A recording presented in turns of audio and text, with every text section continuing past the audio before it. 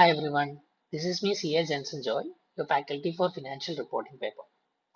So, ഇന്ന് നമ്മൾ നോക്കാൻ പോകുന്നത് നമ്മുടെ കൺസോളിഡേഷൻ അഡ്ജസ്റ്റ്മെന്റിലെ ഏറ്റവും ട്രിക്കിയസ്റ്റ് ആയിട്ടുള്ള ഒരു അഡ്ജസ്റ്റ്മെന്റ് ആണ്, that is dividend paid by subsidiary company. So നിങ്ങൾക്ക് ഇത്തരം ഒരു അഡ്ജസ്റ്റ്മെന്റ് എക്സാമിന് വരുവാണെങ്കിൽ first thing that you should look is when the dividend is paid, whether the dividend is paid in pre acquisition period or whether it is paid in the post acquisition period.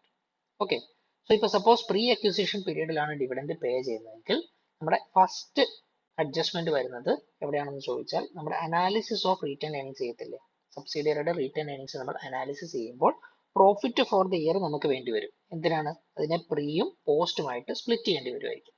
അപ്പോൾ ഈ profit for the year കണ്ടുപിടിക്കുമ്പോൾ usually നമ്മൾ എന്താ ചെയ്യുന്നത്? Retained earnings on date of കൺസോളിഡേഷനിൽ നിന്ന് നമ്മുടെ opening balance എടുത്ത് കുറയ്ക്കും അല്ലേ? പക്ഷേ ഈ കേസിൽ നമുക്ക് നേരിട്ട് അങ്ങനെ കുറയ്ക്കാൻ പാടില്ല. കാരണം എന്താണ്? സബ്സിഡിയറി കമ്പനി ഓൾറെഡി എന്ത് ചെയ്തിട്ടുണ്ടാവും? അവരുടെ റീറ്റെയിൻ ഏണിങ്സിൽ നിന്ന് ഈ ഡിവിഡൻഡ് എമൗണ്ടിനെ ഡിഡക്ട് ചെയ്തിട്ടുണ്ടാവും. അപ്പൊ അതുകൊണ്ട് നമുക്ക് actual profit for the year കിട്ടണമെങ്കിൽ ഈ ഡിവിഡൻഡിനെ ആഡ് ബാക്ക് ചെയ്താൽ മാത്രമേ നമുക്ക് കിട്ടത്തുള്ളൂ. അപ്പൊ അതിനുവേണ്ടിയാണ് നമ്മൾ ഇത് ഫസ്റ്റ് അഡ്ജസ്റ്റ്മെന്റ് ചെയ്യുന്നത്. ഇനി സെക്കൻഡ്, നമ്മൾ ആ സ്റ്റെപ്പിൽ തന്നെ എന്ത് ചെയ്യുക? ഡിവിഡൻഡിനെ എടുത്ത് പ്രീ അക്വിസിഷനിൽ നിന്ന് കുറയ്ക്കുക. എന്തുകൊണ്ടാണ് പ്രീ അക്വിസിഷനിൽ നിന്ന് കുറയ്ക്കുന്നത്? ഈ ഡിവിഡൻഡ് പ്രീ അക്വിസിഷൻ പീരീഡിൽ പേ ചെയ്തതല്ലേ, ഇത് ഓൾറെഡി കമ്പനിയിൽ നിന്ന് പേ ചെയ്ത് പോയി.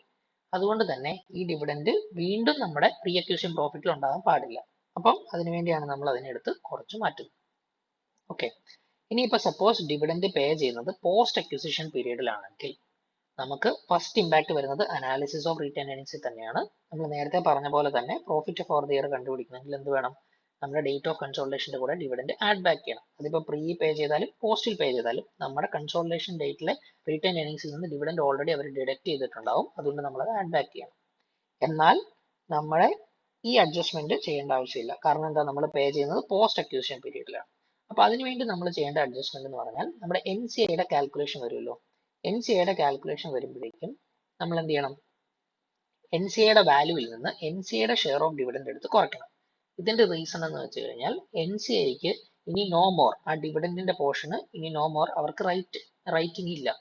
കാരണം എന്താ? അവർക്ക് എൻറ്റയർ ഷെയർ ഓഫ് പ്രോഫിറ്റ് നമ്മൾ കൊടുക്കുമെങ്കിലും ഡിവിഡൻഡിന്റെ പോർഷൻ അവർക്ക് ഇനി റൈറ്റ് ഇല്ല. കാരണം എന്താ? ഓൾറെഡി നമ്മൾ അത് അവർക്ക് പേ ചെയ്തു.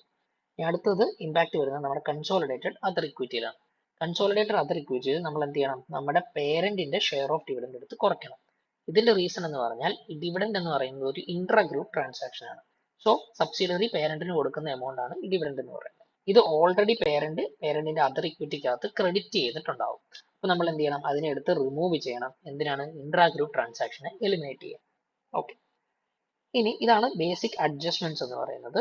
എന്നാൽ ഇപ്പൊ suppose date of payment of dividend ക്വസ്റ്റ്യനിൽ ക്ലിയർ ആയിട്ട് തന്നിട്ടുണ്ടെങ്കിൽ നമുക്ക് നേരിട്ട് എന്ത് ചെയ്യാം? അത് പ്രീ ആണോ പോസ്റ്റ് ആണോ എന്ന് കണ്ടുപിടിക്കാം. ബട്ട് നമുക്ക് നേരിട്ട് തന്നിട്ടില്ല എങ്കിൽ നമ്മൾ എന്ത് നോക്കണം? ക്വസ്റ്റ്യനിലെ വേർഡിങ്സ് നോക്കണം. നമ്മൾ നോക്കുക whether dividend is paid out of post acquisition profit. ഇത് നോക്കേണ്ടത് എപ്പോഴേ ഉള്ളൂ? ഡേറ്റ് ഓഫ് പേയ്മെന്റ് തരാത്ത കേസിൽ മാത്രമേ ഉള്ളൂ. ഡേറ്റ് ഓഫ് പേയ്മെന്റ് തന്നിട്ടില്ല എങ്കിൽ നമ്മൾ നോക്കുക dividend paid out of post acquisition profit എന്നാണ് പറയുന്നതെങ്കിൽ നമുക്ക് ആകെ ഒറ്റ കാര്യം അസ്യൂം ചെയ്യാൻ പറ്റുള്ളൂ. എന്ത്? Dividend is paid in the post acquisition period. കാരണം എന്താ? അക്വിസിന് ശേഷമുള്ള പ്രോഫിറ്റിൽ നിന്ന് കൊടുക്കണമെങ്കിൽ അക്വിസിന് ശേഷമല്ലേ പറ്റത്തുള്ളൂ. അത്രേ ഉള്ളൂ. എന്നാൽ dividend is paid out of pre acquisition profit ആണെങ്കിൽ അവിടെ രണ്ട് പോസിബിലിറ്റീസ് ഉണ്ട്. It can either be paid in the pre acquisition period or paid in the post acquisition period. So അതുകൊണ്ട് നമ്മുടെ അസംഷൻസ് നമ്മൾ എടുക്കുക, അതനുസരിച്ച് അക്കൗണ്ട് ചെയ്യുക. പെയ്ഡ് ഇൻ പ്രീ ആണെന്ന് തോന്നിക്കഴിഞ്ഞാൽ നമ്മൾ എന്ത് ചെയ്യുക? ഇതനുസരിച്ച് അക്കൗണ്ട് ചെയ്യുക. പെയ്ഡ് ഇൻ പോസ്റ്റ് എന്നുള്ള അസംഷൻ ആണ് നമ്മൾ എടുക്കുന്നതെങ്കിൽ ഇതനുസരിച്ച് അക്കൗണ്ട് ചെയ്യുക. ഇനി നിങ്ങൾ ബേസിക് ആയിട്ട് അറിഞ്ഞിരിക്കേണ്ട ഒരു പോയിന്റ് ഉണ്ട്. ഏതൊരു ഡിവിഡൻഡും ഒരു കമ്പനി അക്കൗണ്ട് ചെയ്യുന്ന എപ്പോഴാണ്? ആ ഡിവിഡൻഡ് AGM അപ്രൂവ് ചെയ്യുമ്പോഴാണ്.